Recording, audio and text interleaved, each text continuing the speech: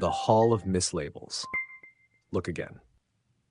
This is a story about a man who opens the next level of a hidden object adventure game and discovers a hallway where almost everything has been given the wrong name. As he learns to question the labels on the screen, he begins to notice how quickly judgment can turn an innocent appearance into a fearful story. Marcus opened his laptop and clicked the treasure chest icon. The game loaded, hidden in plain sight. A glowing doorway appeared. Level 2, the Hall of Mislabels. Marcus clicked enter. A long, colorful hallway filled the screen. Portraits covered the walls. Doors stretched into the distance. Statues stood between enormous potted plants. Signs, tags, ribbons, and labels seemed to be attached to everything. A list appeared at the bottom: mirror, white rose, brass bell, blue book, open door. Easy enough, Marcus said. Then he noticed something odd. A beautiful vase had a tag reading, Danger. A comfortable chair was labeled Failure. A closed door carried a sign, Rejection.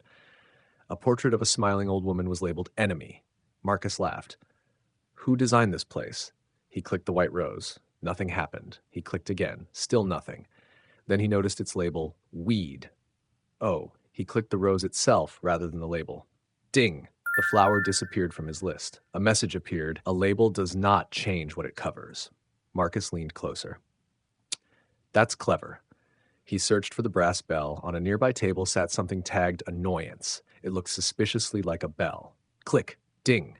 Another message appeared. You may be reacting to the name you gave it. Marcus stopped smiling. That one landed differently.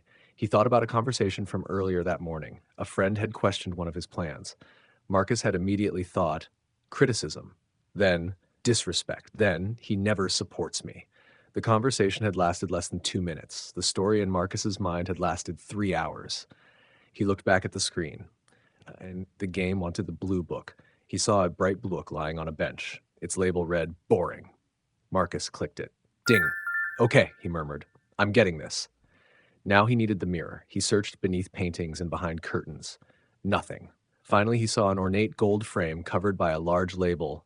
The problem, he almost passed it. Then he moved the label aside. His own animated reflection appeared in the glass. Click. Ding. The game flashed. Judgment tells you what something means before you have really looked. Marcus sat back. He remembered how often he did exactly that. A delayed reply became rejection. A frown became anger. A mistake became failure. An unexpected bill became disaster. Someone disagreeing became an enemy. The labels arrived so quickly that he rarely noticed himself attaching them. His final object was Open Door. At the far end of the hallway stood a huge wooden door. Across it hung a bright red sign, No Way Out. Marcus tried the handle. Locked.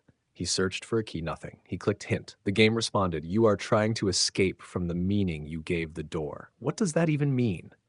He stared at the door. Then he noticed that the sign itself was covering something. Marcus dragged No Way Out aside. Underneath it were 2 simple words, Push here. He laughed. He pushed. The door swung open. Ding! Golden light poured into the hallway. Every label began fluttering from the objects like autumn leaves. Danger fell from the vase. Failure slipped from the chair. Enemy floated away from the portrait. Rejection dropped from the door. The objects remained exactly as they had been. Only the judgments disappeared. A final message appeared. A miracle does not have to change what you see. It changes the interpretation through which you see it. Marcus became still. His friend's face came back to mind. For a moment, he noticed the label he had attached, unsupportive. He imagined removing it. What remained? A friend, a conversation, a question. Nothing more was required. Marcus smiled. So maybe I don't know what that conversation meant. The game chimed. A new button appeared. Look again. Marcus clicked it. The hallway returned. Same doors, same portraits, same furniture. But now there were no labels anywhere. Marcus grinned. This level just got a lot easier. A doorway at the end began glowing. Above it appeared Next Adventure, the locked drawer. Marcus reached for the mouse, then stopped. He picked up his phone and opened his friend's message. Before answering, he whispered, Let me see you without the label. Then he began again. May we sing, rest, and dance our way home together.